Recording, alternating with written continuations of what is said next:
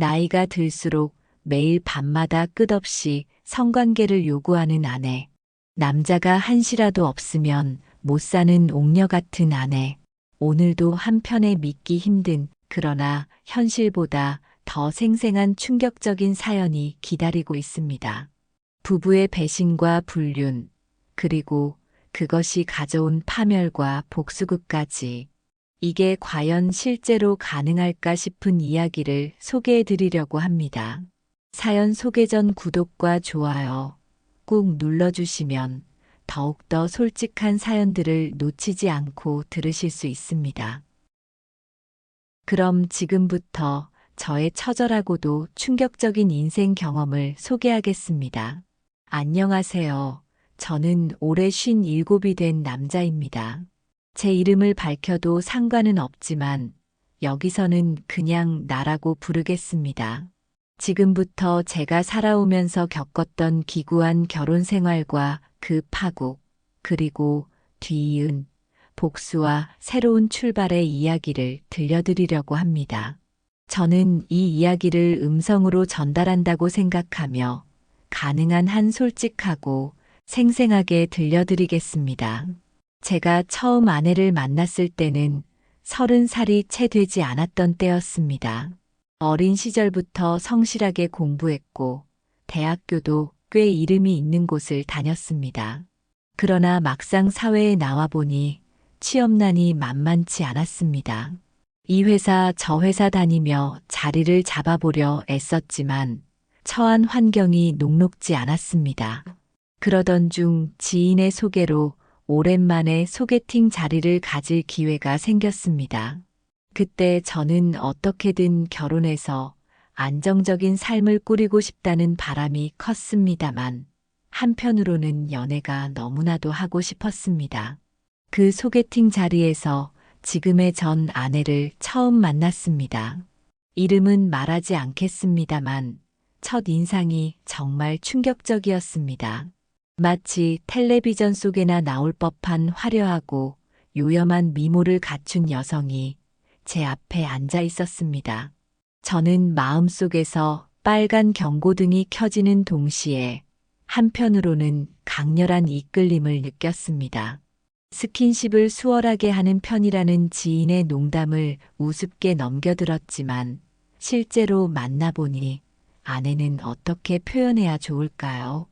말 그대로 너무 섹시했습니다.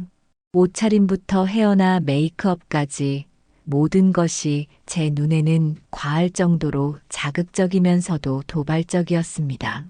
그날 소개팅은 술자리로 이어졌고 저와 그녀는 처음 만난 사이라고 믿기 어려울 정도로 빠른 속도로 가까워졌습니다.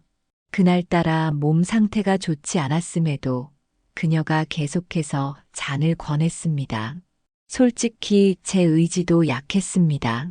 이렇게 매력적인 여자가 나에게 적극적으로 다가오는구나 라는 생각에 들떠 있었고 조금만 정신을 차렸다면 과음하지 않았을 텐데 이미 마음이 많이 느슨해져 있었습니다.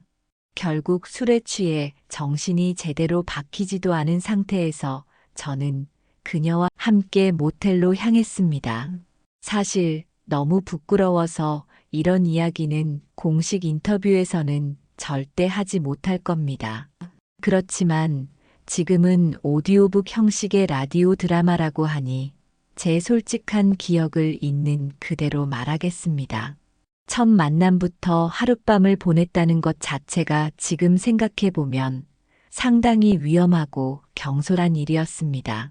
하지만 그때의 저는 뜨거운 열기에 휩싸인 채 본능적으로 움직였다고밖에 설명할 수 없습니다.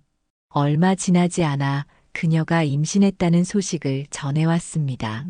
불과 한 달도 되지 않은 시점이었습니다. 저는 순간 눈앞이 깜깜해지면서 내가 무슨 일을 저질렀나 라는 후회와 책임감이 동시에 몰려왔습니다. 한편으로는 이건 혹시 함정이 아닐까? 라는 의구심이 살짝 들기도 했습니다. 하지만 곰곰이 생각해보니 실제로 그날 밤에 피임을 제대로 하지 못했고 제게도 명백한 책임이 있다는 사실을 부정할 수 없었습니다. 사실 저희 부모님은 나름 보수적인 분들이셨습니다. 책임져야 한다는 말씀이 가장 먼저 나왔고, 저 역시 마음이 복잡했지만 적어도 아이에게 죄를 짓고 싶지 않았습니다. 그렇게 저는 초고속으로 결혼을 결정했습니다.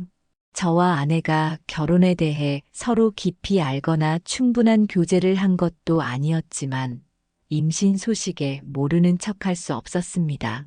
그렇게 맹렬하게 순식간에 진행된 결혼식은 사실 제게도 양가 부모님께도 마냥 기쁨으로만 다가오지는 않았습니다. 하객들의 시선도 엇갈렸습니다. 열정적인 커플이구나 라며 웃어주는 사람도 있었지만 몇몇은 석연치 않다는 눈빛을 보내기도 했습니다. 저는 그저 마음속으로 이 상황을 어떻게든 잘 극복하자라는 생각만 하고 있었습니다. 적어도 책임을 다해야 한다는 일념이었습니다. 아내는 결혼 초부터 남다른 열정을 과시했습니다. 솔직히 말하자면 저는 나름 건강한 편에 속했고 젊었을 때부터 체력은 자신 있었지만 아내가 요구하는 빈도와 수위는 점점 제 한계를 넘어서는 것처럼 느껴졌습니다.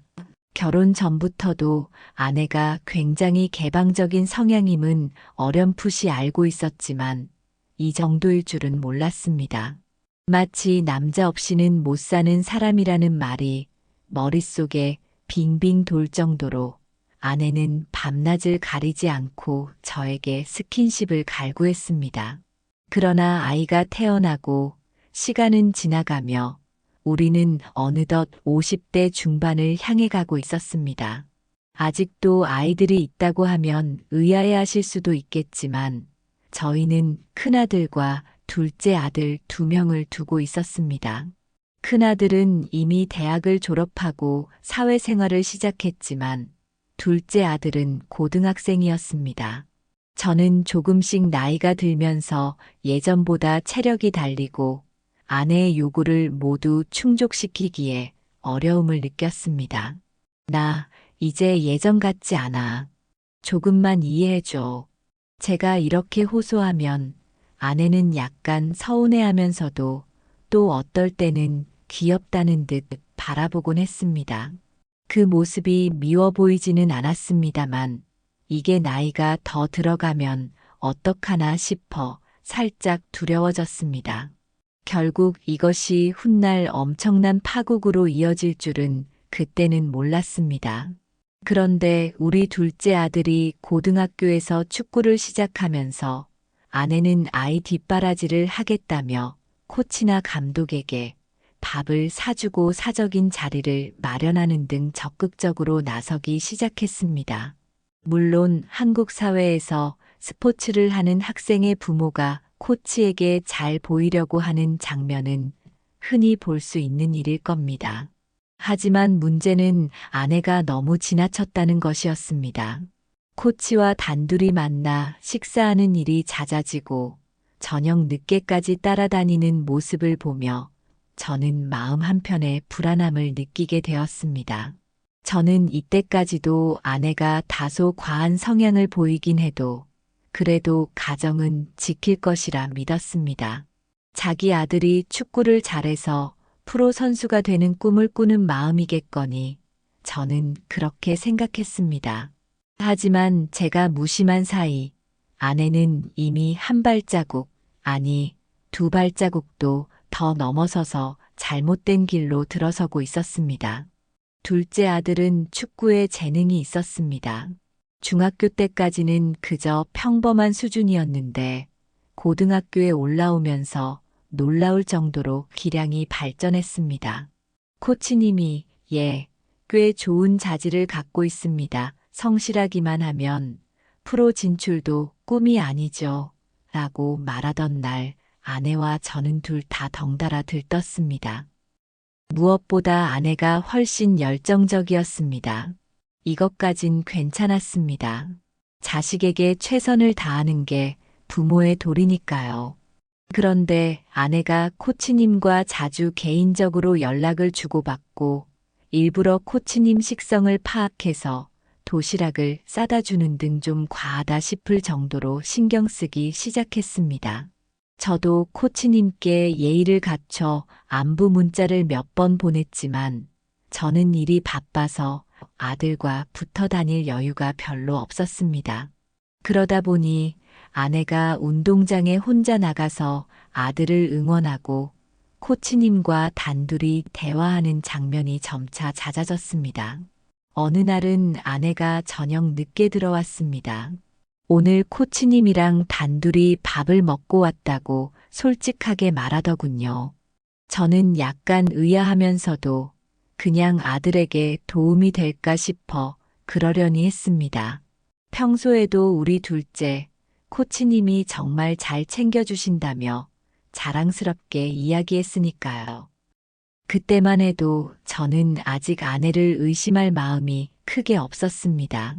다만 남들이 보기엔 좀 이상해 보일 수 있다는 생각에 혼자서 너무 늦게까지는 만나지 말라고 당부하는 정도였습니다. 그러면 아내는 에이, 자기야 뭘 그렇게 예민해. 우리의 뒷바라지 하는데 이 정도 성의는 보여야지 하며 웃어넘겼습니다. 그 후로도 이상한 낌새는 조금씩 쌓여갔습니다. 어느 날은 제가 집에 일찍 들어왔는데 아내가 코치와 통화를 하는 목소리가 은근히 달뜨고 들떠 있었습니다. 제가 방문을 열자 아내는 당황한 듯 전화를 급히 끊더니 아, 오늘 아들 문제 때문에 잠깐 통화했어라고 둘러댔습니다. 하지만 지금 생각해보면 이미 그 시점에서 두 사람 사이에 뭔가 달콤한 감정이 오가고 있었던 것 같습니다. 그리고 제가 결정적으로 의심을 품게 된 사건이 있었습니다. 그날은 토요일이었는데 아내가 아들 훈련을 마치고 코치님이랑 교류전을 위해 다른 지역으로 간다고 했습니다. 저는 일이 있어 못 따라갔고 아내와 아들은 새벽같이 집을 나섰습니다. 그런데 저녁 무렵 아들이 혼자 집에 들어오더니 엄마는 코치님이 일이 있다고 해서 먼저 가셨다며 먼저 귀가했습니다. 아내는 결국 새벽 2시가 넘어서야 들어왔습니다. 어디 갔었어? 아들은 벌써 집에 왔는데.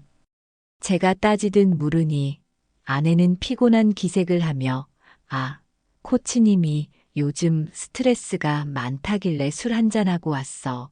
라고 대수롭지 않게 말했습니다. 그 순간 제가 느낀 기분은 이건 뭔가 이상하다라는 확신이었습니다. 아무리 자식 문제라지만 코치와 단둘이 새벽까지 술을 마시다 들어오는 게 말이 되나 싶었습니다. 하지만 한편으로는 혹시 내가 괜한 의심을 하는 걸까라는 마음도 들었습니다. 아내가 원체 인간관계가 활발하고 사람들에게 잘 베푸는 편이라서 만약 정말 불륜이라면 너무 티가 나는 행동 아니냐는 생각이 들기도 했습니다.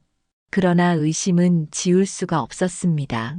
아내가 밤낮으로 저를 요구하던 열정은 사실 줄어들 기색이 없었지만 그 안에 뭔가 다른 욕망도 숨어 있는 건 아닐까 하는 미묘한 질투심이 싹 텄습니다.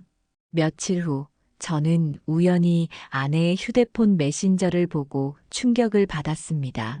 사실 저는 아내를 믿었기에 핸드폰을 뒤질 생각조차 하지 않았습니다. 그런데 그날 아내 폰으로 온 메시지가 화면에 뜨길래 무심코 봤는데 코치의 이름과 함께 오늘 밤도 보고 싶어요라는 문장이 적혀 있었습니다. 순간 제 심장이 철렁 내려앉는 기분이었습니다. 저는 혹시 잘못 본 걸까 싶어 잠시 망설이다가 아내 휴대폰을 들어 화면을 확인했습니다. 그런데 메시지 미리 보기 문구만 봐도 충분히 이상했습니다.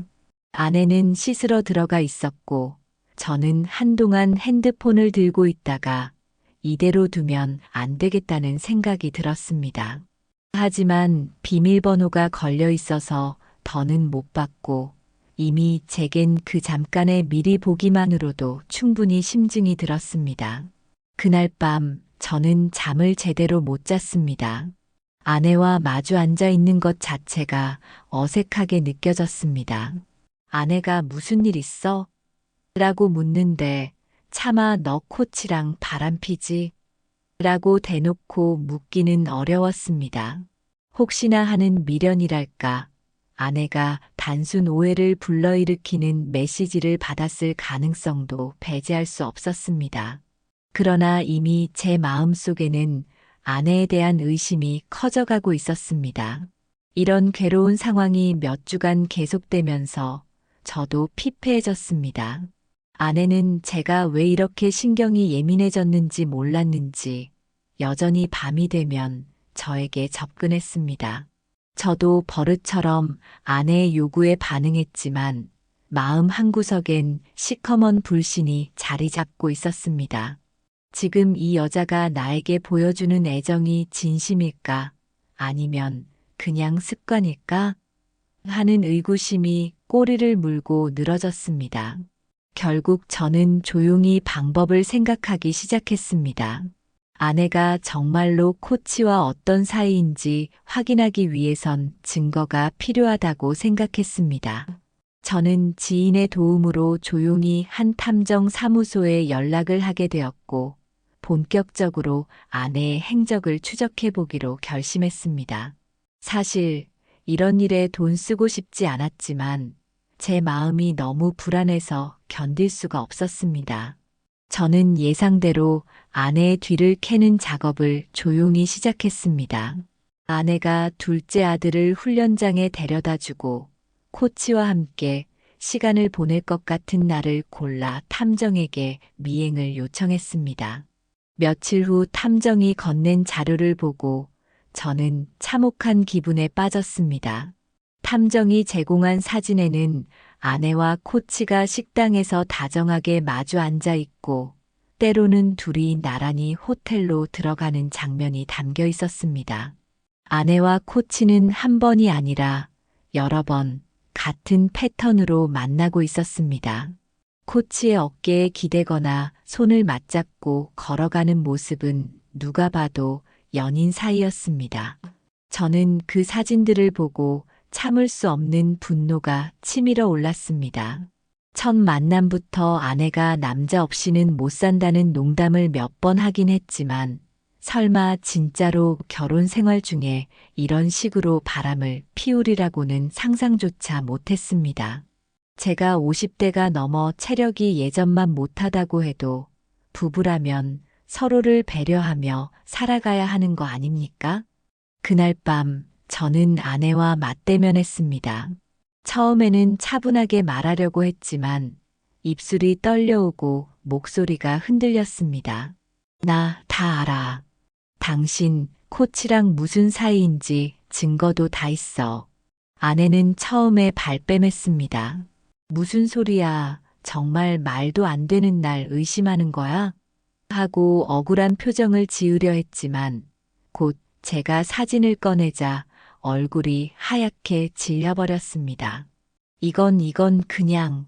아내는 어떻게든 변명해 보려 했지만 누구도 납득할 수 없는 처절한 거짓말이었습니다. 저는 순간 격분해서 테이블을 치며 소리 질렀습니다. 그래, 이런 식이었어? 내가 그렇게 만만해 보였어? 둘째 아들이 잘 되길 바라는 마음이면 그걸 빌미로 코치랑 호텔까지 가야 했냐고. 저도 알고 있었습니다.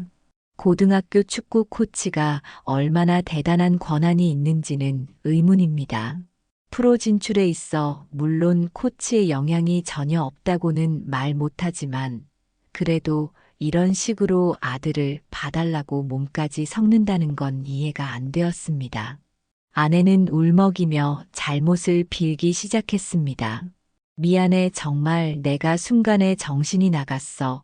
코치가 처음에는 나한테 잘해주니까 나도 모르게 감정이 끌려서 이게 이렇게 커질 줄 몰랐어. 그 말을 듣는 순간 저는 더 화가 났습니다. 언젠가부터 아내가 남자 없이는 못 사는 스타일이라는 걸 알고는 있었지만 이 정도로 대담하게 바람을 필 줄은 몰랐습니다. 분노에 휩싸인 저는 그 자리에서 당장 이혼을 요구했습니다. 너랑은 못 살겠다. 당장 법원 가서 도장 찍자. 그러나 아내는 제 다리를 붙잡고 애원했습니다. 정말 미안해. 제발 이번 한 번만 봐줘. 나 다시는 안 그럴게. 우리 아이들 생각해서라도 제가 흔들릴 법도 했습니다. 저 또한 아이들을 생각하면 가정이 깨지는 걸 원치 않았습니다. 하지만 이미 너무 큰 배신을 겪었고 무엇보다도 아내의 이런 태도가 처음이자 마지막일 것 같다는 확신이 서지 않았습니다. 아내는 지금까지도 저 몰래 이런 짓을 했는데 나중에 또 다른 남자를 만나도 이상하지 않다고 느껴졌습니다. 결국 저는 결심했습니다. 당장은 이혼 이야기 말고 우선 분리하자. 나 당신이랑 못 살겠다. 그렇게 저는 아내에게 당분간 별거를 통보하고 집을 나왔습니다. 아들과는 최소한의 소통만 했습니다. 아내가 아들에게 부끄럽다고 울부짖었지만 솔직히 이제 자업자득이라는 생각이 들었습니다. 그렇게 저는 제 삶의 터전에서 잠시 벗어나 친구가 운영하는 원룸 건물 한 귀퉁이에 몸을 의탁했습니다. 한편으로는 너무 화가 나고 다른 한편으로는 허탈하기도 했습니다. 큰아들은 이미 독립해 있었고 둘째는 여전히 고등학교에서 축구를 하고 있었습니다. 아내가 둘째를 얼마나 더 붙잡고 코치에게 계속 의존할지 모르겠지만 사실 저는 둘째의 장래라는 것도 점차 믿음이 안 갔습니다. 저 아이가 정말 저런 부모 밑에서 제대로 꿈을 펼칠 수 있을까 싶은 걱정도 들었습니다. 며칠 후 아내가 전화를 했습니다. 전화로 울면서 정말 한 번만 용서해달라 코치랑은 이미 정리하겠다고 했습니다. 그러나 제가 아내를 쉽게 용서할 수 없었던 충격적인 이유가 또 있었습니다. 제가 아내의 금융 내역을 들여다보니 아내가 코치에게 돈을 갖다 바치고 있었던 정황이 포착되었기 때문입니다. 코치가 무슨 사업을 한다면서 투자를 권유했고 아내가 거기에 적지 않은 돈을 건넸다는 것입니다. 그 돈 대부분은 우리 부부가 노후 대비용으로 모아둔 예금이었습니다. 아내가 전부 인출해서 코치에게 건넨 흔적이 있었습니다. 그걸 안 순간 저는 배신감과 절망감에 치를 떨었습니다. 단지 육체적 바람만이 아니라 재산을 코치에게 퍼다 주기까지 했다는 뜻이니까요. 너 정말 대단하구나. 평생 같이 모은 돈을 고스란히 주고 내가 이렇게 바보였어? 무슨 생각으로 이런 짓을 했는지 말해봐. 제가 분노를 감추지 못하고 쏘아붙이자 아내는 계속 울면서 나는 정말 아이를 위해서 코치가 아이 유학도 알아봐주고 국내 팀 들어가는 루트도 잘 만들어주겠다고 해서 같은 말만 반복했습니다.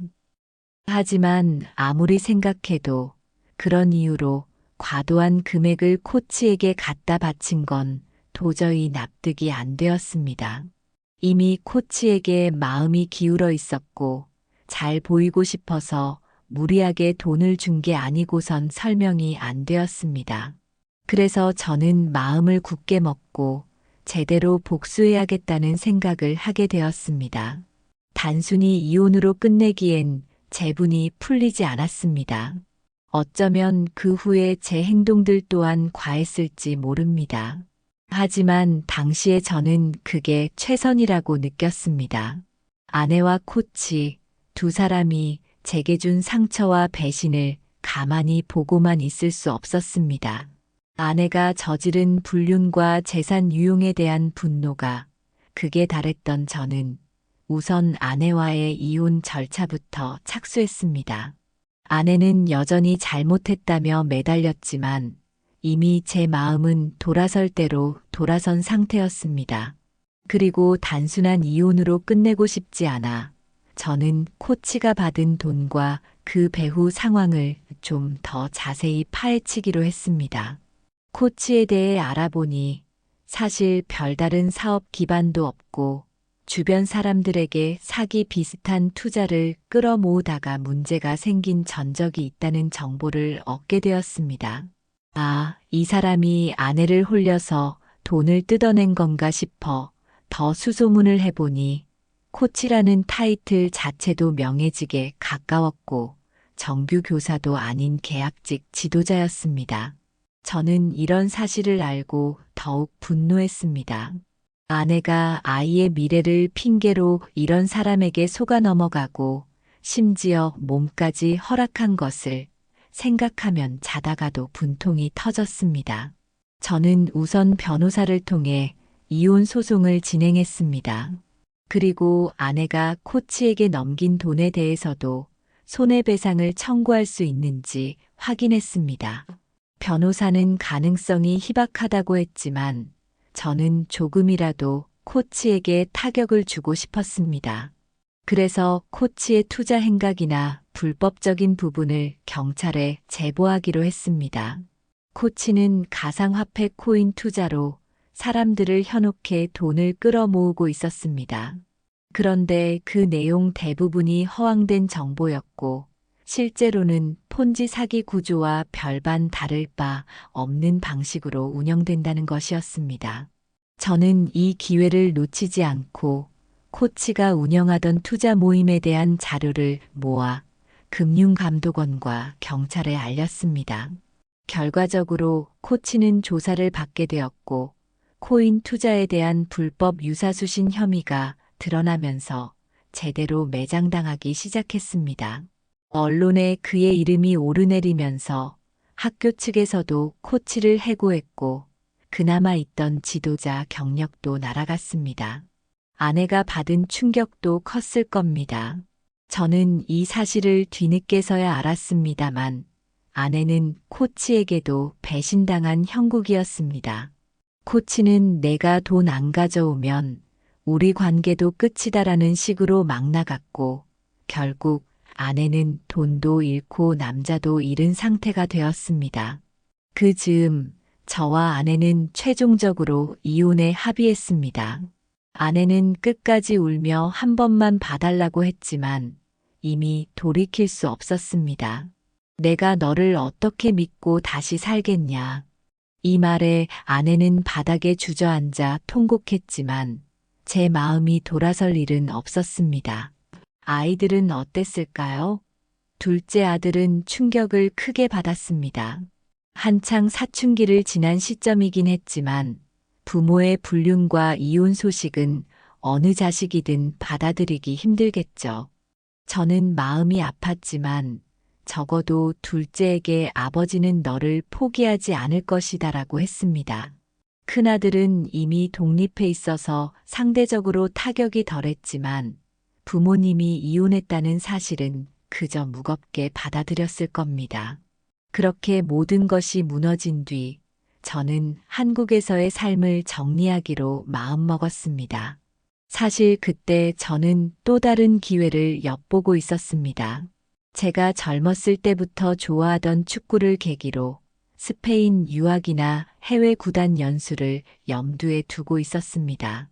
둘째 아들도 축구를 좋아하고 재능이 있으니 차라리 제대로 된 축구 교육을 받을 수 있는 스페인으로 이민을 가보자는 생각을 했습니다. 돈 문제는 꽤 복잡했지만 그동안 제가 모아둔 자금과 일부 사업 투자로 번 수익 등을 정리하면 불가능한 일은 아니었습니다. 아내와 저는 이혼 서류에 도장을 찍었고 저는 둘째 아들과 상의 끝에 스페인으로 떠났습니다. 아내는 친정 식구들에게도 버림받았다고 들었습니다. 불륜의 재산 탕진까지 이 정도면 그 부모님도 딸에게 크게 실망하셨겠죠. 스페인에서의 삶은 쉽지 않았습니다. 아무리 축구 선진국이라고 해도 이민자로서 새로운 문화와 언어 장벽을 극복해야 했습니다. 그러나 제가 결정했던 이유는 분명했습니다. 둘째 아들에게 조금이라도 더 나은 미래를 열어주자. 그리고 나도 다시 살아보자. 제가 한국에서의 복잡한 감정들을 끌어안고 도망치듯 온 것이지만 시간은 흘러가면서 저와 아들은 조금씩 적응했습니다.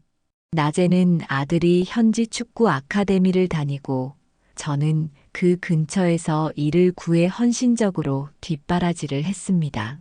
저는 이게 진짜 부모의 역할이다라는 생각을 했습니다. 그러다 보니 어느새 몇 년이 지났고 둘째 아들은 나름 스페인 현지 리그에서 좋은 성적을 내며 인정을 받았습니다. 저는 그 과정을 지켜보면서 과거 한국에서 있었던 모든 아픔과 배신을 조금씩 잊어갔습니다. 아니, 잊는다기보다는 그저 지나간 일일 뿐이다라고 받아들이게 되었습니다. 재혼이나 연애 같은 건 생각도 안 했습니다. 아직 상처가 다 아물지 않았으니까요.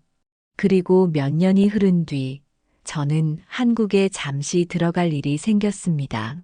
둘째 아들이 스페인에서 어느 정도 자리 잡은 시점이었고 저도 국내 사업 정리를 깔끔히 마무리해야 했습니다. 그래서 짧게나마 한국에 방문했습니다. 그런데 뜻밖에도 한국에 온 김에 친척들과 밥을 먹던 중 전 아내의 충격적인 소식을 우연히 듣게 되었습니다. 친척 중 한 명이 제게 조심스럽게 말했습니다. 형수 아니, 이제는 전 부인이지만 어렵게 살고 있다고 들었어. 식당에서 아르바이트하며 근근히 지낸다고 하더라. 재혼은 했는데 남편이 도박도 하고 폭력도 심하다더라. 저는 순간 착잡한 마음이 들었습니다. 아무리 배신한 사람이지만 한때는 제 아내였고 아이들의 어머니입니다. 그래도 그래서 내가 어쩌라고 라는 심정도 있었습니다. 모든 건 본인이 자초한 길이라고 생각했으니까요. 며칠 뒤 저는 우연히 거리에서 전 아내와 마주쳤습니다. 사실 친척이 전해준 정보를 듣고 호기심 반, 연민 반으로 아내가 일한다는 식당 근처를 지나가 봤습니다. 그런데 정말 거기서 퀭한 얼굴로 서빙을 하고 있는 전 아내를 발견했습니다. 우리 둘의 눈이 마주쳤고 아내는 깜짝 놀라 손에 들었던 접시를 떨어뜨릴 뻔했습니다. 그녀는 급히 밖으로 나와 저를 붙잡고 눈물을 글썽이며 말했습니다. 오랜만이야, 잘 지내? 정말 미안했어. 이렇게 얼굴 마주칠 자격도 없다는 거 알아. 저는 잠시 아무 말도 하지 않고 아내의 모습을 바라봤습니다. 예전에 화려하고 요염하던 모습은 온데간데 없고 무너진 얼굴에 주름이 자글자글했습니다. 그래, 뭐 어떻게 지내든 그건 내 인생이지. 아이들은 잘 크고 있어. 난 여기 잠깐 일 보러 왔다가 다시 스페인으로 돌아갈 거야. 아내는 갑자기 제게 호소하듯 말했습니다. 정말 잘못했어. 나 지금 너무 힘들어. 재혼한 남편은 폭력도 쓰고 도박도 하고 도망치고 싶어도 갈 데가 없어. 그 모습을 보니 불쌍하다는 생각이 들기도 했지만 동시에 전혀 마음이 동하지는 않았습니다. 사람은 그렇게 쉽게 변하지 않는다고 생각했고 그동안 아내가 저와 아이들에게 했던 짓들을 떠올리니 동정심이 들기보다 차갑게 식어버린 제 자신을 발견했습니다. 저는 담담히 대답했습니다. 열심히 잘 살아. 우리는 잘 지내고 있고 아이들도 잘 살고 있어. 그러니까 아들 앞에 나타나지 마. 아내는 매달릴 듯한 눈빛을 보냈지만 제가 돌아서자 더 이상 아무 말도 못했습니다. 혹시나 폭력을 휘두르는 재혼 남편에게서 벗어나고 싶다고 해도 그건 아내 스스로 해결해야 할 몫이었습니다. 저는 더 이상 관여하고 싶지 않았습니다. 한국에서의 일들을 정리한 뒤 저는 다시 스페인으로 돌아왔습니다. 아내와의 우연한 만남은 제게 일말의 씁쓸함만 남겼을 뿐, 어떠한 미련도 더는 없다는 사실을 깨닫게 해주었습니다. 그렇게 저는 완전히 자유로워졌습니다. 둘째 아들은 더욱 성장해 이제 준프로 무대에 뛰기 직전입니다. 저는 그 모습을 보면서 과거의 상처가 어느새 희미해진 것을 느꼈습니다. 그리고 앞으로 어떤 일이 있어도 적어도 저와 아이들만큼은 서로 믿고 의지하며 살아가겠다는 결심을 다시금 다졌습니다. 이 사연이 좋았다면 구독과 좋아요 부탁합니다. 감사합니다.